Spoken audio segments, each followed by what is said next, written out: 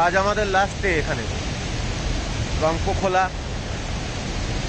আজ সকালে একটু দেরি করেই হলো। আমরা ব্রেকফাস্ট করবো একটু পরে, এখনও কেউ ওঠেনি, আমি সবার আগে উঠলাম। ব্রেকফাস্ট করার পর আবার ফাইনাল প্যাকিং হবে, হয়ে আমরা গাড়ি ধরে সোজা এনজিপি চলে যাব। ঝর্নার আওয়াজ খুব, নদীর, তাই একটু জোরে জোরে কথা বলতে হচ্ছে।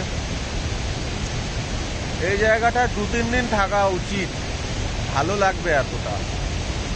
এখনো অবধি এই ট্যুরের সব থেকে বেস্ট জায়গা আমার এইটা লেগেছে। এটাকে ফার্স্ট পজিশনে রাখবো, সেকেন্ড পজিশনে রাখবো মুনসং ভিলেজকে, থার্ড পজিশনে রাখবো জুলুক, আর লাস্ট যেটা ভালো লাগেনি বলবো না, কিন্তু সেরকম এক্সাইটিং নয়, মানে খুবই অ্যাভারেজ, মানে দেখার তো সেরকম কিছুই ছিল না, জাস্ট একটা পাহাড়, পাহাড়ের ধারে একটা বাড়ি, এবং বাড়ি সেই হোমস্টেতে আমরা ছিলাম। তো লাস্ট দিনটা ভালোই হলো। আজ একটু মন খারাপ, ফিরে যেতে হবে। আজ সন্ধ্যেবেলা আমাদের ট্রেন আছে। ওকে, আপাতত টাটা।